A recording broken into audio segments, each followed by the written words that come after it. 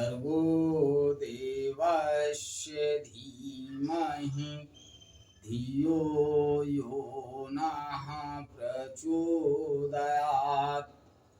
उस अग्नि स्वरूप परम ब्रह्म के, जिसके प्रकाश से सारा ब्रह्मांड प्रकाशित होता है, ऐसे परम पुरुष के तेज का मैं ध्यान करता हूँ तथा उसके ज्योतिर्मय स्वरूप को अपने अंतःकरण में धारण करता हूँ, जो परम ब्रह्म हमारी बुद्धि, वाणी तथा कर्मों को कल्याणकारी मार्ग पर प्रेरित करे। परम पूजनीय गोस्वामी तुलसीदास जी द्वारा रचित श्री रामचरितमानस महाकाव्य का ये भाग नंबर 90 आप लोगों के समक्ष प्रस्तुत कर रहा हूं। आप लोग इसका श्रवण कीजिए और अपने जीवन में सकारात्मकता लाइए। गोस्वामी तुलसीदास जी लिखते हैं, भगवान शिव,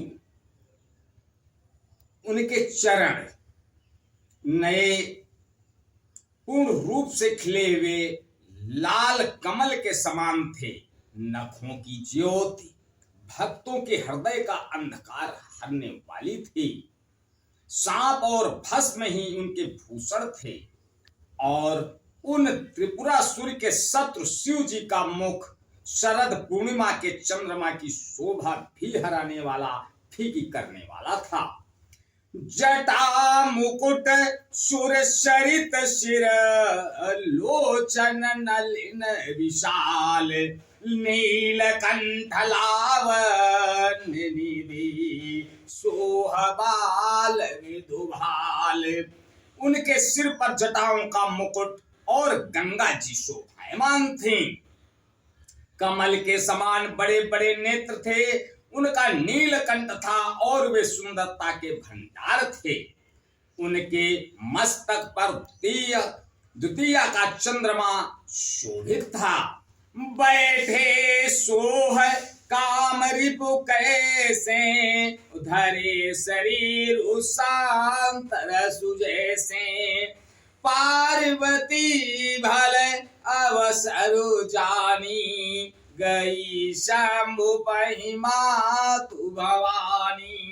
कामदेव के शत्रु शिव जी वहां बैठे हुए ऐसे शोभित हो रहे थे मानो शांत रस ही शरीर धारण किए हुए बैठा है। अच्छा मौका जानकर शिव पत्नी माता पार्वती जी उनके पास गईं। जानी प्रिया आदरुवती कीन्हा उपाम भाग आसनु हर दीना। बैठी शिव समीप हर्षाई पूरब जन्म कथा चित आई। अपनी प्यारी पत्नी जानकर शिव जी ने उनका बहुत आदर सत्कार किया और अपनी बाईं ओर बैठने के लिए आसन दिया। पार्वती जी प्रसन्न होकर शिव जी के पास बैठ गईं। उन्हें पिछले जन्म की कथा स्मरण हो आई।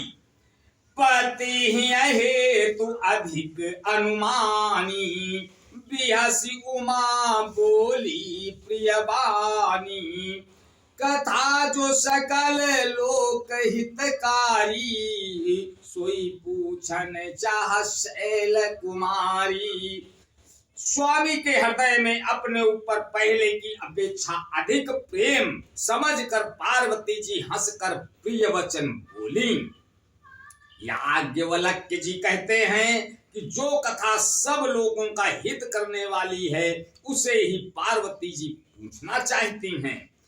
विश्वनाथ मम नाथ पुरारी त्रिभुवन महिमा विदित तुम्हारी।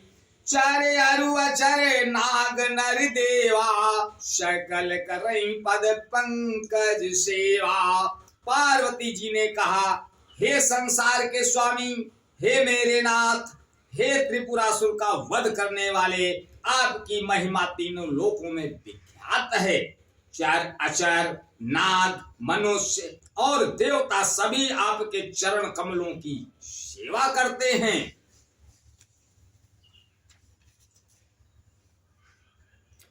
प्रभु समृत सर्वज्ञ शिव सकल कला गुण धाम जोग ज्ञान वैराग्य निधि प्रणत कल्प तरुणाम। हे प्रभु, आप समर्थ, सर्वज्ञ और कल्याण स्वरूप हैं, सब कलाओं और गुणों के निधान हैं और योग ज्ञान तथा वैराग्य के भंडार हैं। आपका नाम शरणागतों के लिए कल्प वृक्ष है। आज बस यहीं तक, आगे का अगले भाग में। तब तक के लिए जय श्री राम। ओम।